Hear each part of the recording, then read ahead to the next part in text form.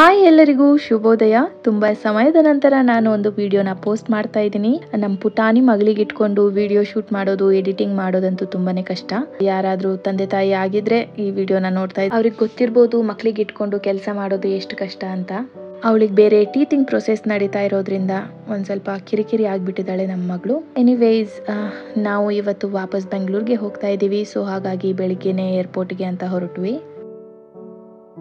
Hi hello good morning, welcome back to my YouTube channel ನನ್ನ ಪುಟ್ಟ ಕಲಾ ಪ್ರಪಂಚ.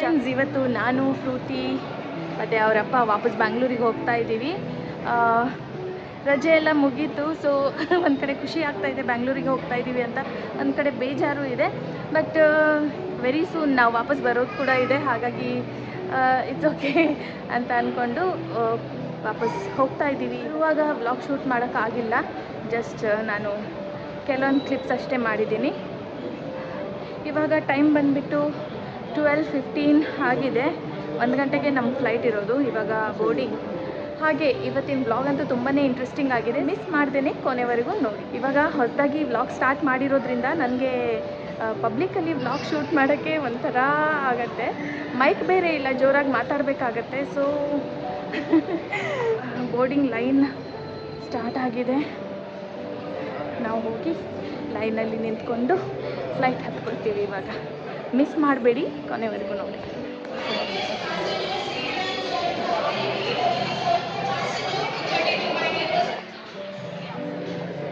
ಇದೊಂದು ಪ್ಲಸ್ ಪಾಯಿಂಟ್ ನಮ್ಗೆ ಗೊತ್ತಾ, ಪಾಪು ಇದ್ದಾಳಲ್ಲ ಜೊತೆಯಲ್ಲಿ, ಅದಕ್ಕೆ ಬೇಗ ಬೇಗ ಲೈನಲ್ಲಿ ನಿಂತ್ಕೊಳ್ಳೋಕೆ ಬಿಡಲ್ಲ, ಬೇಗ ಬೇಗ ಬಿಡ್ತಾರೆ.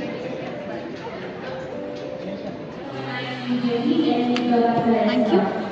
ಹಾಗೆ ಬೋರ್ಡಿಂಗ್ ಎಲ್ಲ ಮುಗಿಸ್ಕೊಂಡು ನಾವು ಫ್ಲೈಟ್ ಇರೋ ಕಡೆ ಹೊರಟ್ಬಿಟ್ವಿ. ಫ್ಲೈಟಲ್ಲಿ ಟ್ರಾವೆಲ್ ಮಾಡೋ ಮಜಾನೇ ಬೇರೆ ಬಿಡಿ. ನಮಗೆ ಗೋವಾಯಿಂದ ಬ್ಯಾಂಗ್ಳೂರ್ ಜಸ್ಟ್ 1 hour ಜರ್ನಿ ಅಷ್ಟೇ.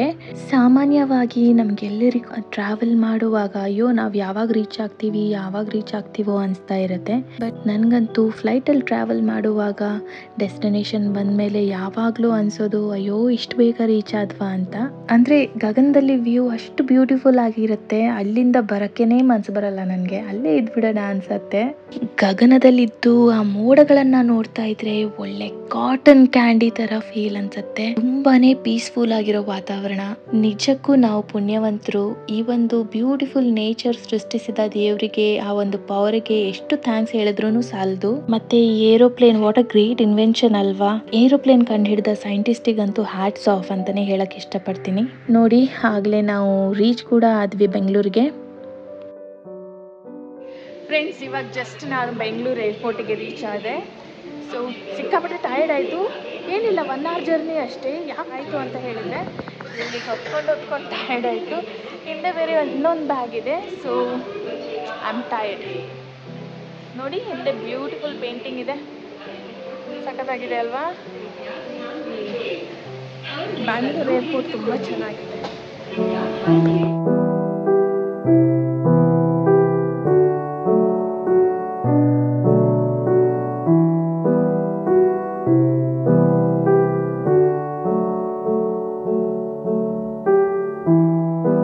ಅಲ್ಲೇ ಫ್ರೂಟಿಗೆ ಒಂದು ಸ್ವಲ್ಪ ಫೀಡ್ ಮಾಡಿಸ್ಕೊಂಡು ಏರ್ಪೋರ್ಟಿಂದ ಎಕ್ಸಿಟ್ ಆದೆ. ಫ್ರೂಟಿ ಅಪ್ಪ ಕ್ಯಾಬ್ ಬುಕ್ ಮಾಡೋಷ್ಟರಲ್ಲಿ ಅಲ್ಲೇ ಒಂದು ಶಾಪಿಗೆ ಹೋಗಿದ್ವಿ. ಕ್ಯೂಟ್ ಸ್ಟಫ್ ಇತ್ತು ಅಲ್ಲಿ, ಬಟ್ ಯಾವುದು ಪರ್ಚೇಸ್ ಮಾಡಿಲ್ಲ ನಾವು. ಅಷ್ಟೊಂದು ಏನು ಬೇಕು ಅನಿಸ್ತಾ ಇರಲಿಲ್ಲ ನನಗೆ.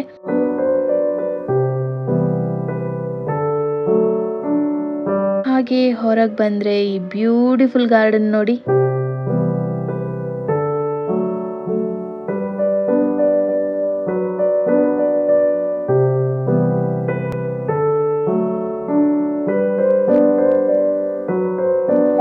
ಏರ್ಪೋರ್ಟ್ ಕ್ಯಾಂಪಸ್ ಎಕ್ಸ್ಪ್ಲೋರ್ ಮಾಡೋ ಅಷ್ಟರಲ್ಲಿ ಕ್ಯಾಬ್ ಕೂಡ ಬಂದ್ಬಿಟ್ಟಿತ್ತು. ಸೊ ಹಾಗಾಗಿ ನಾವು ಹೊರಡಬೇಕಾಯ್ತು. ಫೈನಲಿ ಕ್ಯಾಬ್ ಪಿಕಪ್ ಮಾಡ್ತು, ಆರಾಮಾಗಿ ಕ್ಯಾಬಲ್ಲಿ ಕೂತ್ಕೊಂಡು ಮನೆ ಕಡೆ ಅಂತ ಹೊರಟ್ವಿ.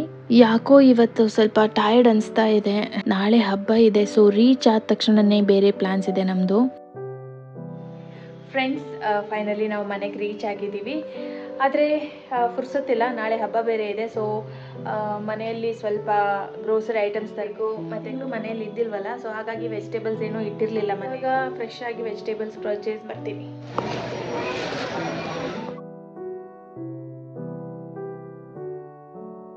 ಗ್ರೋಸರಿ ಶಾಪಿಂಗ್ ಎಲ್ಲ ಮುಗಿಸಿ ಮನೆಗೆ ಬಂದು ಫ್ರೂಟಿದು 7 ಮಂತ್ಸ್ ಫೋಟೋ ಶೂಟ್ ಮುಗಿಸ್ಕೊಂಡೆ.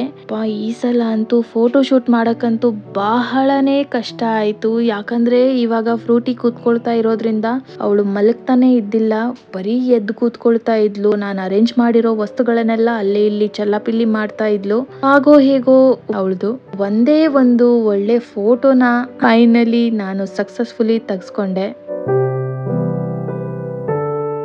ಫ್ರೆಂಡ್ಸ್, ನಾವು it's time to get creative together ಆಯಿತಾ. ಸೊ ಇವತ್ತು ನಾನು ನಿಮ್ಮ ಜೊತೆ ಒಂದು ಸಿಂಪಲ್ ಆಗಿರೋ ಹ್ಯಾಕ್ ಅಥವಾ ಟ್ರಿಕ್ನ ಶೇರ್ ಮಾಡ್ಕೊಳ್ತಾ ಇದ್ದೀನಿ.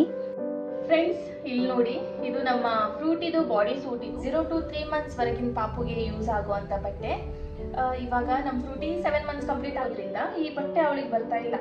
ಆದ್ರೂ ನನಗೆ ಸುಮ್ಮನೆ ಬರೀ 2 ಸಲ ಅಷ್ಟೇ ಯೂಸ್ ಮಾಡಿದ್ದೀನಿ. ಒಂದು 3 ಮಂತ್ಸ್ ಫೋಟೋ ಶೂಟಿಗೆ ಯೂಸ್ ಮಾಡಿದ್ದೀನಿ, ಇನ್ನೊಂದು ಎಲ್ಲೋ ಹೊರಗಡೆ ಹೋಗುವಾಗ ಅಷ್ಟೇ ಯೂಸ್ ಮಾಡಿದ್ದೀನಿ. 2 ಸಲ ಯೂಸ್ ಮಾಡಿದ್ದೀನಿ.